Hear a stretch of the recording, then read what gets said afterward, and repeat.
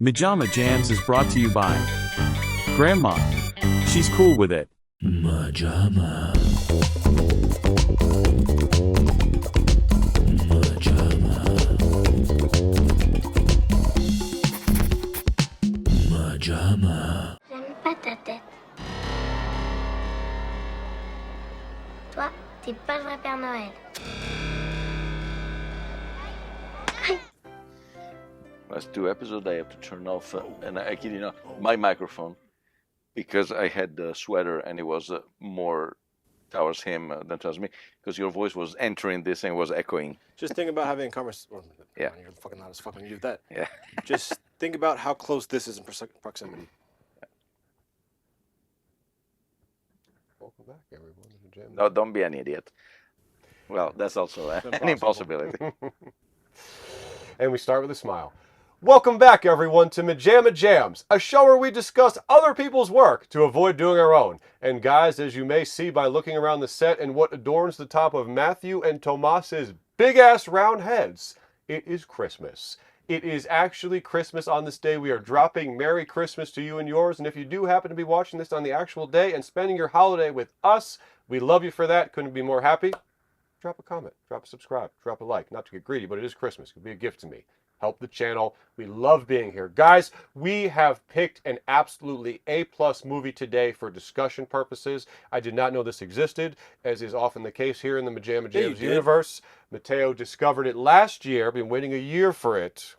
And this is one for me. Now, as I get older, one movie rockets into my mind as being omnipresent throughout my entire aura, my entire existence on this planet. It is 1990's Home Alone, one of the only movies on this planet that the entire Ellsworth family, Mom, Dad, Matthew, and me, can all quote as nerdily as we quote, like, let's say, Kids in the Hall, Monty Python, Naked Gun, so on and so forth. That's it. There is a movie that came out a year before it, mind-blowingly, named... Several names, Mateo. Yes. Deadly Games. Game over. Game Over. 1538 code. It's on the. 365 Code Père Noël, which is He doesn't even try. It just comes out like that. 36015, which is kind of like the equivalent of .com or 1-800 in France. We're going to go with Deadly Games. Wait, no, I want to know what the numbers mean. Yes, it's kind of like the 1-800 number. So 1-800. Santa. It's like 1-800 Yeah, Santa. this one is Oh. 1-800. I mean 3615 code Santa Claus. Okay. That's the.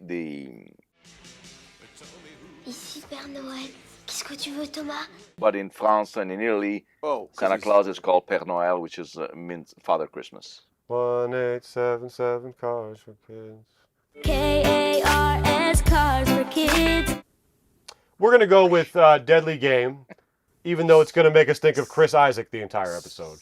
Deadly Games. Deadly Games. So we're not going to be thinking of Chris Isaac. Who's Chris Isaac? And I wanna fall in love. Oh, from Counting Crows. Yeah. On n'a pas de preuves. So, it is Deadly Game, and guys, we were going to get into it. I thought for the longest time, Mateo was going to say, this is a movie that came out after Home Alone. This movie was released 1 year before, and while it does vary in many ways, it has the basic framework like a ma, ma, ma, ma, ma, ma. So, to start off with, Mateo, what's Deadly Game about?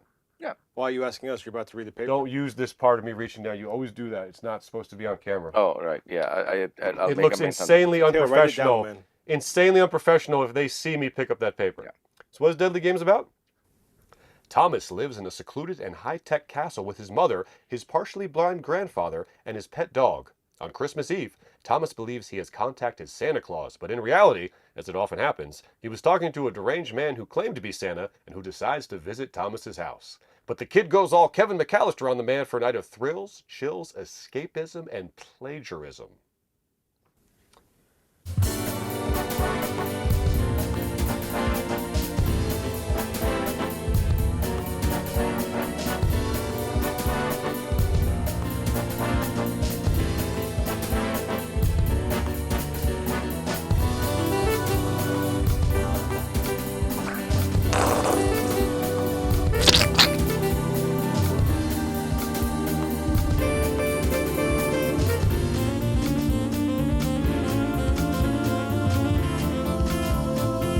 So I don't even know where to start because this is an absolute fantastic discussion. Let me start by saying that this had me pretty quickly. There was a great tone, cinematography, a vibe to it. I like our protagonist. I liked his grandpa. We kind of quickly established a little, You did. Grandpa Joe and Charlie relationship with them. Thomas, thank you. Viens par ici, canaille. Est-ce qu'on se moquerait de son vieux grand-père par hasard, hein? There was a nice momentum to this that I thought, wow, I am really with this and knowing what's coming, a Home Alone-esque break-in. I was very excited. We'll discuss why, but it somewhat, not entirely, dropped the ball once the home invasion started, at least in the sense of the momentum I had for being with the story. But guys, there's so many things I want to talk about. Literally help me out here. Where should we begin? I want to get into all of it. You want to tell me your thoughts? Or I guess we can think about the straight comparison and what differs from it. Yeah. Because So- obviously the tone is extremely, it's a horror film. That's a good thing to start off at the beginning because the tone is actually, in parts, because the grandpa scenes almost seem a little like family comedy in the beginning before we get into the So he takes madness. his pants off, but yeah. Je dis, où sont les remèdes? Devant toi.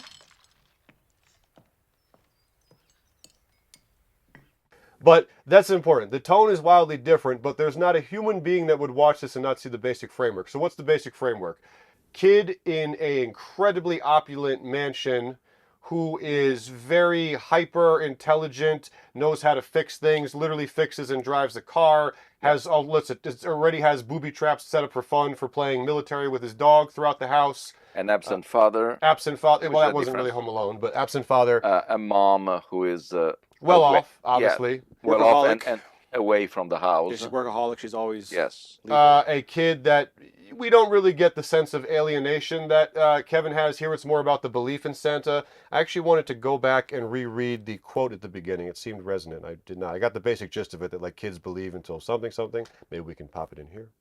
But this one centers less on the feeling of alienation that Kevin will come to overcome and more about the belief of Santa. And I will say,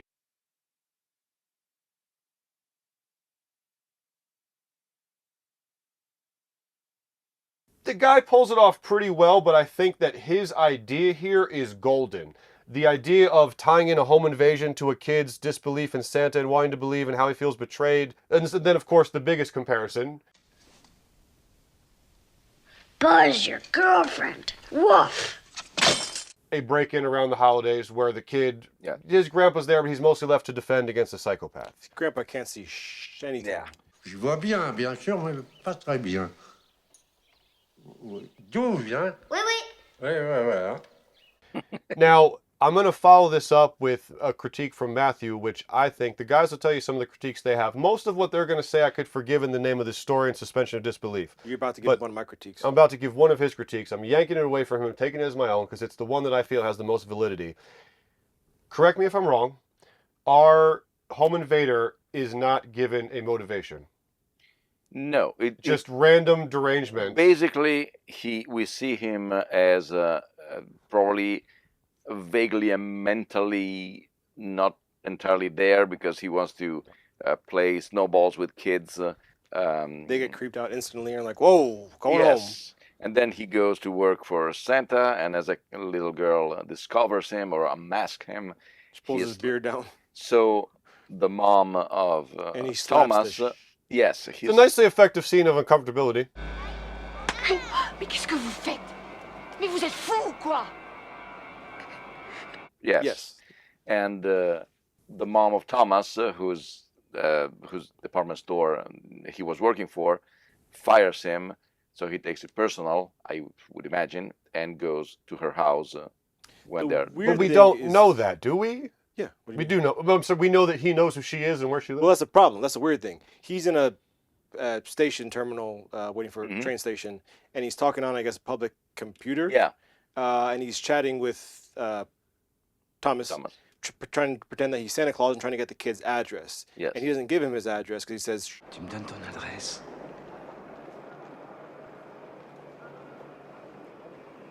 Mais tu la connais, mon adresse. Tu vois tout. and then he ends up working as Santa Claus for the mom's department store, and then by happenstance, hears that there's going to be a present delivered to a house and hides in the back of it. Yeah. About the back of the van. And it happens to be. And that's So how he gets is it to the house. is it just simply motivated by this is the woman who fires me house? No, I don't think he No, knows that. it's- But it's also weird that he has a connection with a kid before, and then randomly gets into a van that's going to the kid's house, and is working everywhere for the mom's company, but doesn't make. There's no connection. There's no No, reason for it's this just all it's to a be. serendipitous. Well, Well, I would like to say this before we get too Hey, more into it. If you buy that a kid can be left in the house that doesn't hear 27 relatives who are just like moving left and right. He's an attic though. He's an That's attic. way up on the third floor. No, you can be. Think about the. I literally feel like I have to defend Home Alone. Think about the kitchen. And the whole house having one alarm for everybody. Well, that's the thing. I think there's going to be some strong fights Yes. of like, hey, no, Home Alone can do it because it's cemented in Well- Christmas history. But at the same time, like you do have to suspend your disbelief to believe that Kevin is able to pull off all these stunts. Hello.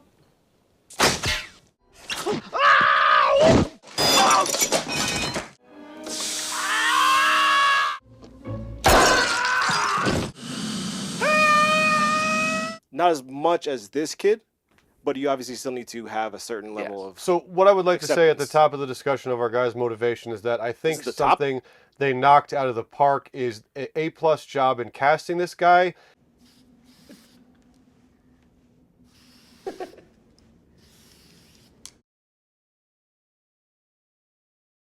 We now return to MaJaMa.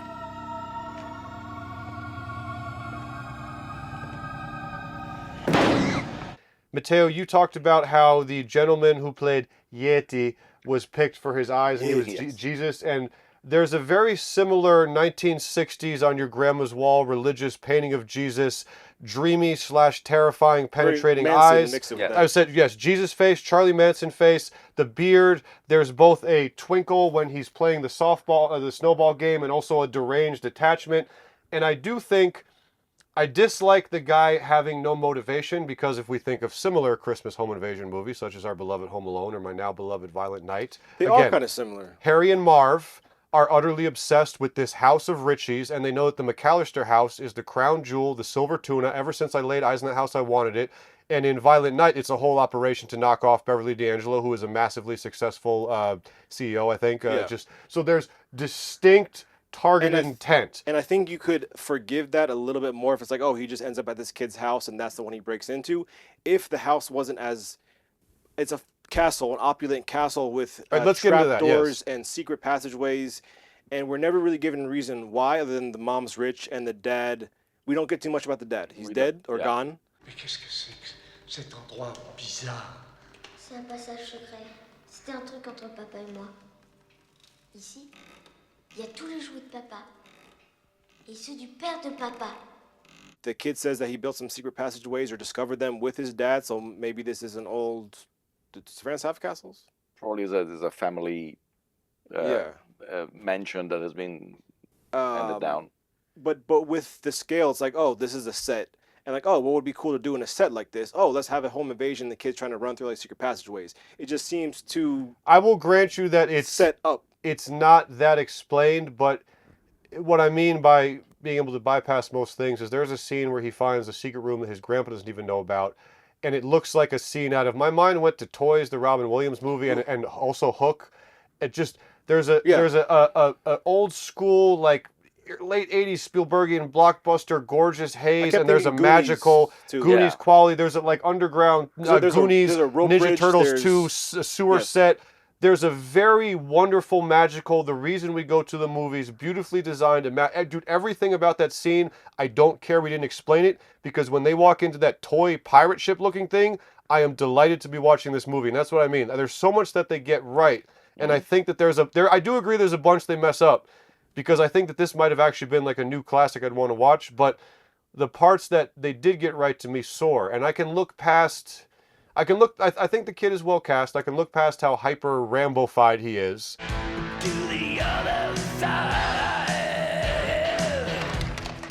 I believe it enough. I can look He past can do too much. This kid can do everything. That instantly kind of turned me off to it. My where biggest gripe is that he is barefoot throughout the movie, and he walks into the snow that too, yeah. with no problem whatsoever. Plus, he has just tactical gear from head to toe. Like, you don't put Yeah, on some boots or jeans. exactly. Like I said, I almost wonder if that was an intentional choice. Like a kid would be running through the house barefoot. Or just straight homage to Yeah, Vic Die McClane? Hard. yeah.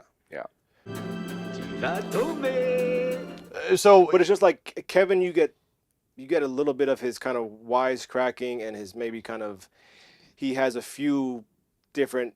you didn't like the whole dog running? I thought it very nice. It kind of reminded me of it's Max so, at the beginning of Where the Wild Things Are, chasing the dog. yeah, very it's just rambunctious. so over the top when you have a trap door that falls into a net and you're trapping your own dog and you're using all this technology to use all the security cameras in your house, see them on your wrist.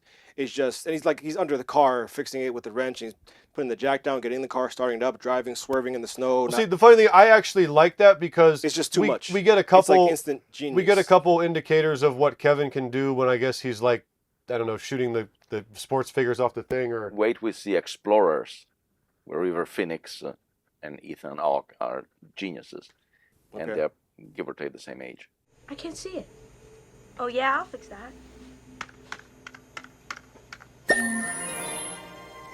It's pretty neat, huh? But whatever, it's fine. No, to me, one of the biggest differences from Home Alone is that Home Alone is one of those rare cases where you both like the kid and the villains, and you don't really want to. I mean, you are happy that they get punished, but in a cartoonish way. Yeah.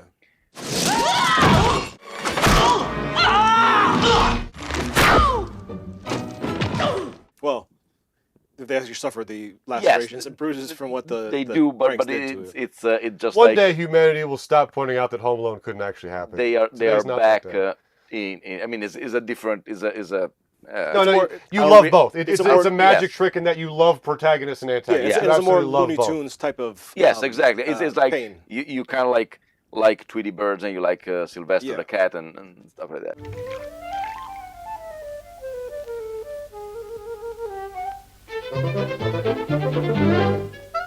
Here, you don't like the villain. Yeah. You want him punished. Yeah. And again, should be said, Matthew's point of this is a horror movie, straight, unlikable, violent, and we should. They made the ultimate. We don't do this anymore. I man. don't like this guy action. And ever. not even just the Not a act cutaway. of killing a dog. Not a But cutaway. you show him slam the dog on the floor, and he takes a pie knife and drive it through the dog's throat, and you see it from an angle.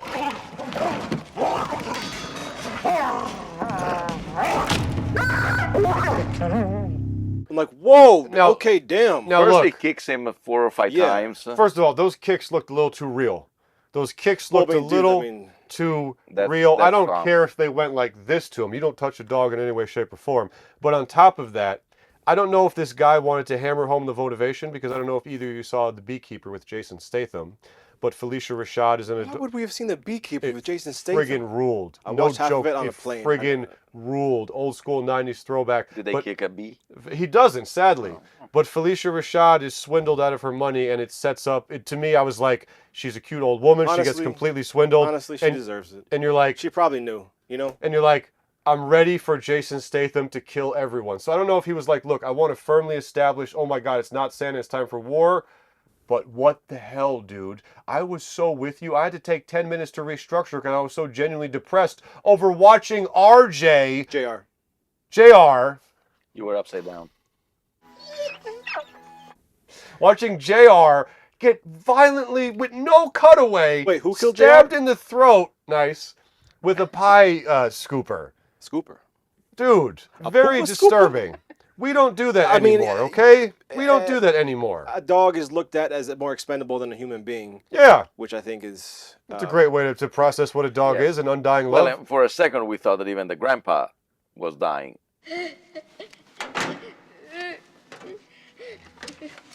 Yeah. And I mean, he was dying. He was dying. He was dead. At a certain point, he hides his grandpa in a suit of armor, with just the idea of how this played The out. practicality. Yeah, is- in terms of like, hey, let's not make too much sound, because obviously every time this kid steps on a marshmallow, the Santa Claus instantly finds him. Yes. Imagine dismantling a suit of armor, putting your geriatric grandfather who's suffering from diabetes and can't see anything. Papy, réponds! L'insuline, vite, l'insuline. So I'd like to start this chunk of dialogue by asking this, because I really was with this in the beginning. Do you guys agree that there's some missteps that keep this from actually being a really kick-ass classic, or is it slightly different in your perspective of that? Because I do think there's missteps, and there are stuff I agree with you guys about, but I'm like, there's DNA here to be an absolute like 10 out of 10. Do you guys agree or disagree with that? Yeah. Like they missed it, they fumbled a little bit, No, but there's like great potential here. It's very apparently, from what I saw online, it's very beloved in France. Yes, in Europe, because it See how came I said out. it? Yeah, he did.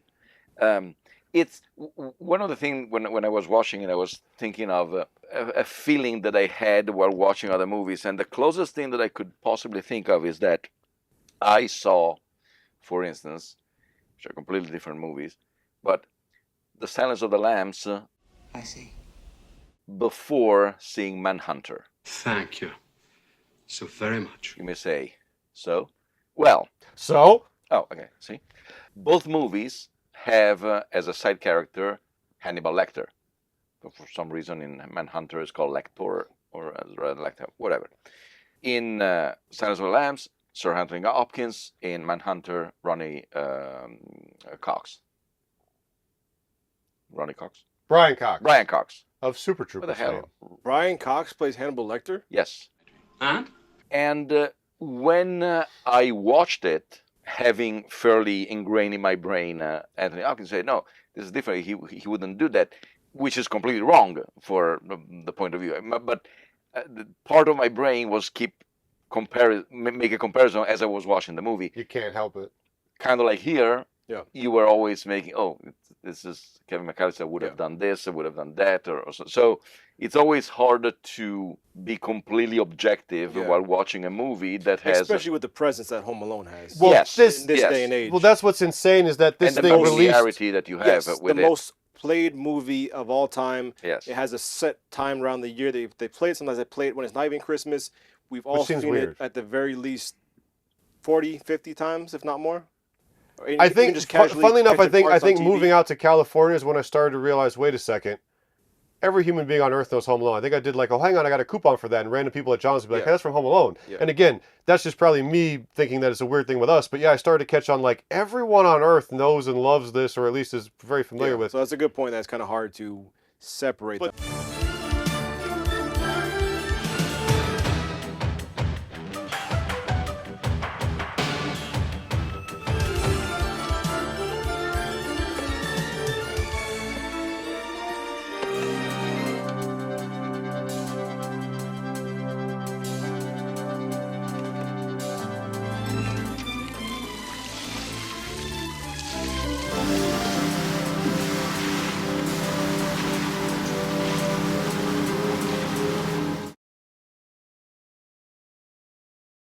We now return to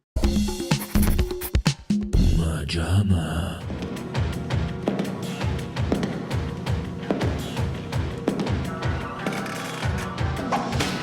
Think about this, dude. This is, we'll get into the discussion now of the comparison, because when this was released, it didn't exist. It didn't exist yet. And this is what I'm curious about. As creatives, I think we've all discovered examples of devastating parallel thinking, where someone you've never met in your life takes an idea you had explicitly, and you just got to go, sometimes creatives have parallel thinking. I mean, this is France. So maybe that, but like, John Hughes, did you know of this? It deviates wildly when you get into what it actually is, but the structure of it, when Home Alone didn't it's kind of exist just yet. taking it and making it more family friendly.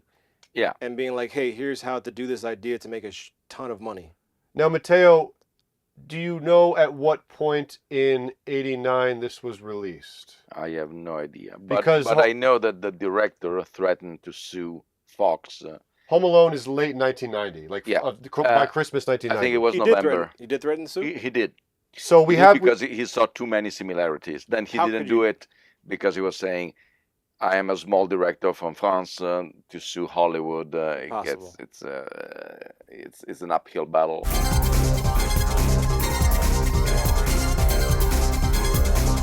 But then, like you said, maybe if you heard the idea and you heard the idea prior and you take it and craft it in Home Alone, but these came out so close together that it's just crazy that a studio could find out the idea, put it together, and drop it in time. Well,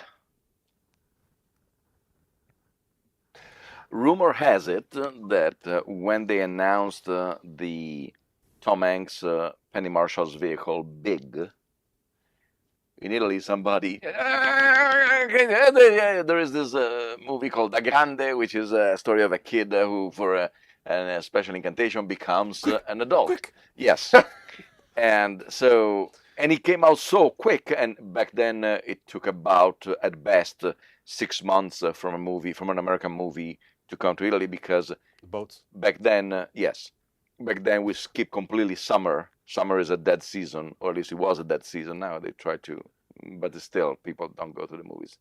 So Da Grande came out before Big, and everybody was saying, "Oh, look, Tom Hanks copied our movie." And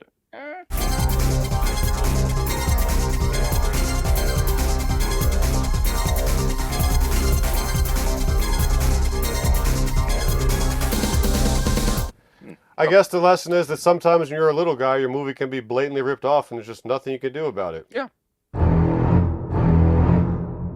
there are coincidences like Critters that enter production before Gremlins, and just like by happenstance, it came out after that, and everybody say, "Oh, it copied that." Now, I don't actually think, because of the country-to-country thing and because the timeline is pretty quick, I would assume maybe they tried to release this around the holidays, which means from this being released to Home Alone being released, it's about a year. You can do the math of how much you know about movie production time release calendars. But let's imagine a world where there is no foul play and it's just parallel thinking. This drops in 1989, and a year later, the world is shook forever by something so similar. It's just objectively fascinating. This dude must have been swinging from his garage.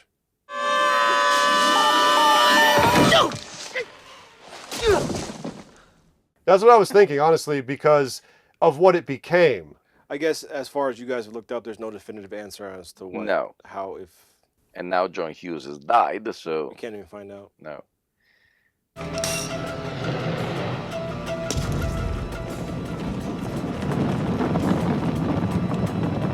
But once again, it could be a coincidence, especially mostly because John Hughes has proven time and again that he knows how to create stories. Well, we know definitively where the Mac character came from, because if you watch Uncle Buck, you'll see a little 3-minute segment, which is pretty much him as Kevin McAllister. You completely see the seed. Are you my dad's brother? What's your record for consecutive questions asked? 38.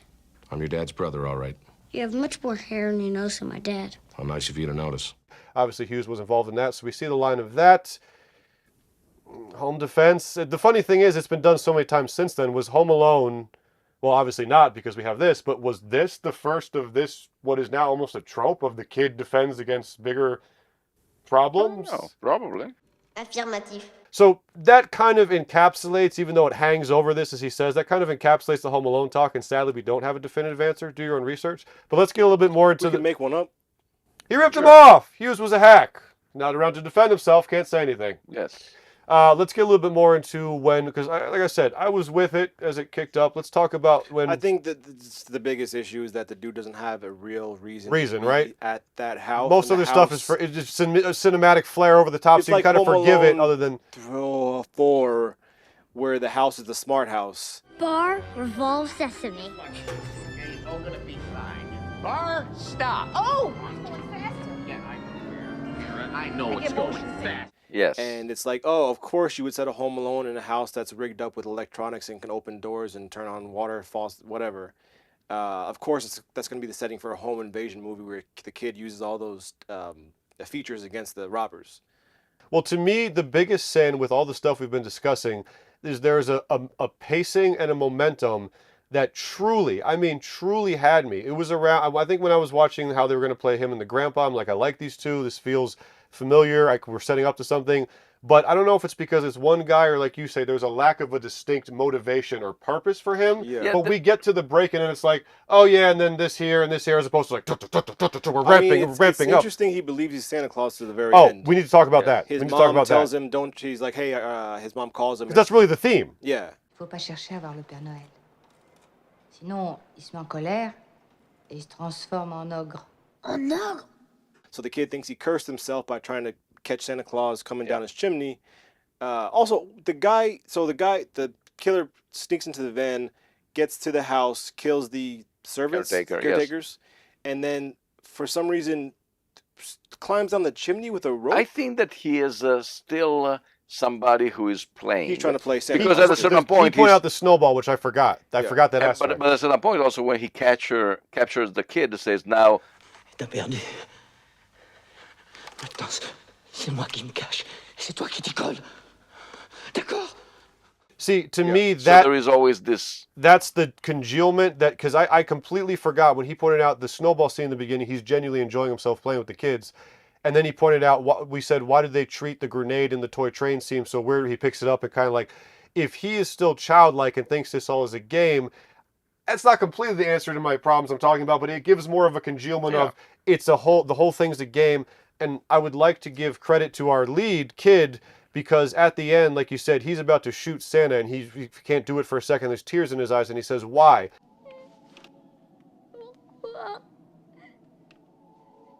And when you think of a fact of a kid being like, dude, Santa, I just wanted to see you. You killed my dog and turned this night into hell. In that moment, that kid is firing all cylinders for me. His tearful why, I feel a kid who feels beyond betrayed by what kids are supposed to love more than anything, Santa Claus. Very nicely. That's what I'm saying. I feel like when they hit their mark, it's a bullseye, and then other things kind of throw off what would have been an absolute classic for me. I like also when after he has also nice touch, he doesn't kill Santa. Yes. His grandfather does.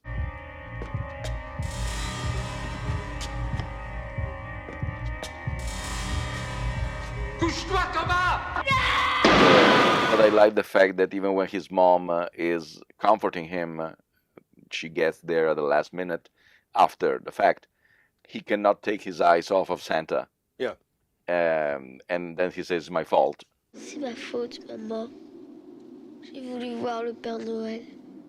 You know what? Maybe there is a little bit of a connective theme that I gave it credit for, because there are still patchy things I'm not sure about. But again, when Mateo says, "What if he just is childlike and wants to play the game?" Oh, it's a game to go into the house. It's a game to chase him. It's a game to pick up the grenade. It's a game now you hide, I seek. It's a game to hunt. That works as a demented killer. Deadly games. But it just doesn't give reason to the fact of why he's at this specific house, especially when he has previous run-ins with the mom at his job and the kid on a chat room. Thomas? Well, here's an odd question. The strangers, classically, why are you doing this? Why are you doing this to us? Because you were home. And obviously, now, different movies, because Home Alone is a zany family comedy, but if Harry and Marv had just been breaking in for nihilistic reasons, and you just have the defense, I know that sounds goofy, but you know what I mean? It really does lose a lot of the... They just broke in. And after all, Harry and Marv, he knew all of the houses. Right, he was obsessively tracking the street. I assumed that they wanted to hit them all.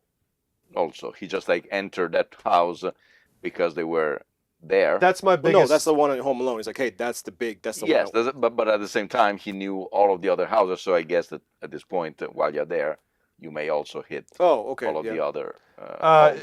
I keep coming back to that's the biggest thing. I think it doesn't entirely not play, but the lack of a stronger, pointed, targeted, zeroed in on motivation for our guy, I think I would be singing, I'd be like, guys, instant classic. I think you could do it if it was a smaller scale house, and that makes it a smaller, creepier story. Because you have this kind of juxtaposition of the tone being really hardcore and very being kind of zany with the set design, and there aren't too many traps he lays. No, the score disappointing. It's kind of weird. There's the score has a couple huge missteps. Two musical huge montages missteps. back to forth, back to back, where he's kind of just brooding in the attic. He buries his dog. You have him carrying his lifeless dog with the tongue wagging out of its mouth. And the dude gives us a flashback to happen. Dude, F off. Yeah. Come on, dude. Stop. Buzzy takes time to bury his dog. Stop. And at least it works. But it does work. Fair to be fair. Rip my heart out. But again, on one hand, unfair, like Mateo says, Home Alone hangs above this. But you said the Christmassy, cheerful song that was playing during our Gear Up montage should have played at the start of it, and then it happens.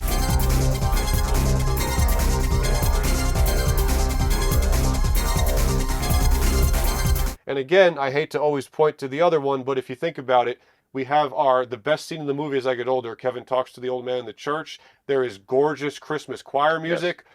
We leave there, and then bum bum bum bum bum bum bum bum, and now we're gearing up. It's intense, and it's Carol of the Bells. And so and then you also miss the mark when he starts actually executing the traps, and it's just like the most weird music. There is a very strange. Sounds like a sound effects album.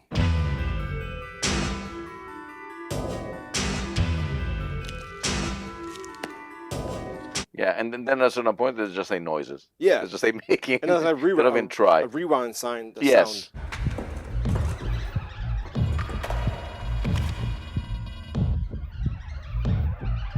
But you know what? I misremembered. I thought we were doing some beyond god-awful, atrocious Christmas animation today, and we've been doing a lot of crap lately.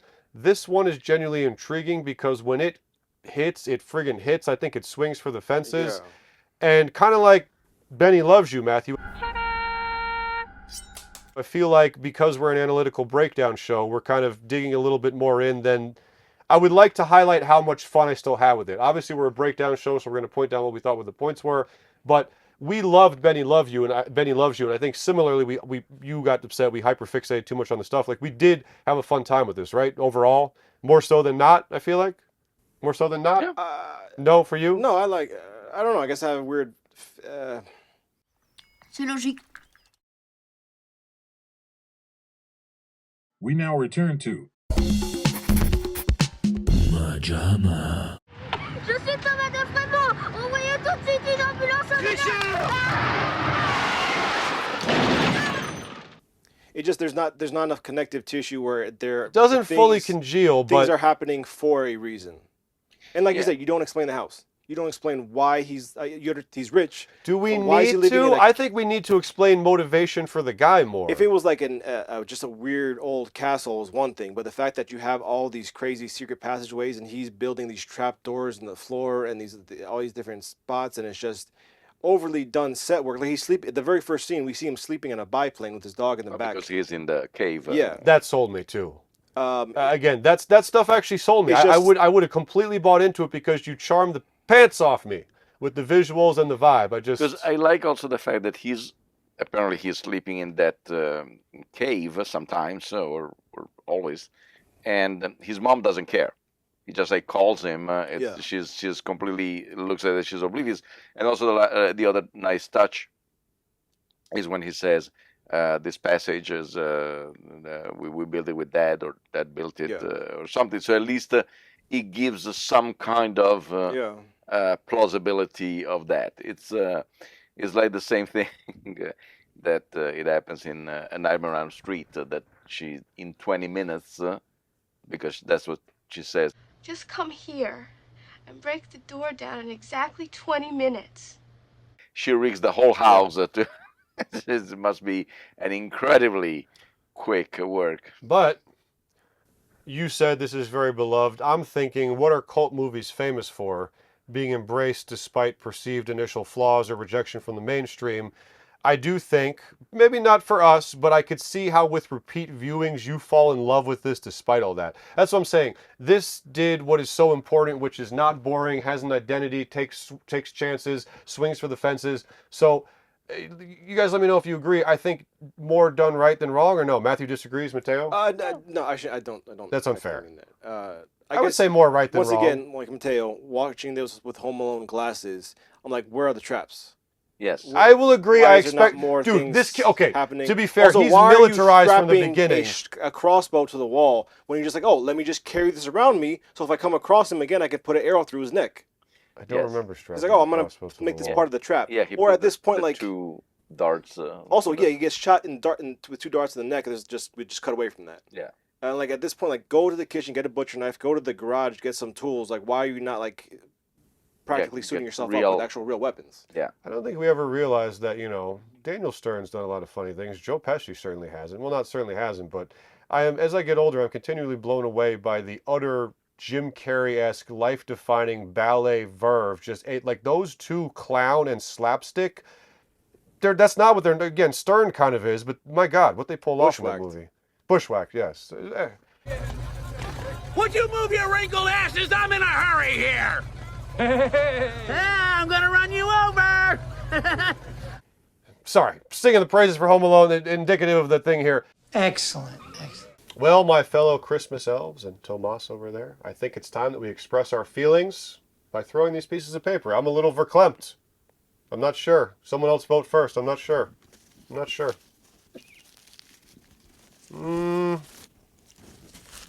go with 2.5. Okay. Same here.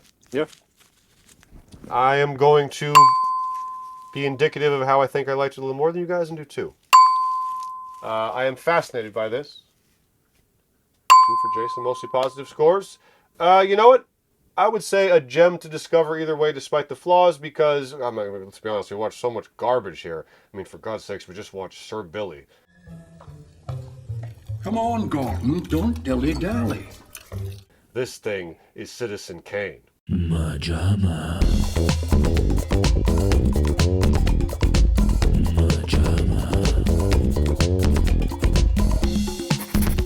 Guys, once again, Merry Christmas. If you're sitting here watching this on the actual day, thank you so much for spending your time with us. To any one of you at all that has watched us for even a minute or ever having a comment, or if you just laughed at one stupid thing the three of us said, thank you. Merry Christmas from our couch to yours. If you haven't done so already, please like, subscribe, and comment. And from Matthew, Tomas, Chumley, that chicken, Don't speak Mort, for me. Mateo, the skull, the shark, and the whole room, a very Merry Christmas. This has undeniably been a Christmas jams. And we love you. That's what I'm going to end on today. No little finger thing, no joke, just we love you. Thanks for watching. Merry Christmas. Okay. MaJaMa. MaJaMa. Bayou-badou. Bayou-badou. Bayou-badou. Bayou-badou. Bayou-badou. Bayou-badou. Bayou-badou. Bayou-badou. Bayou-badou.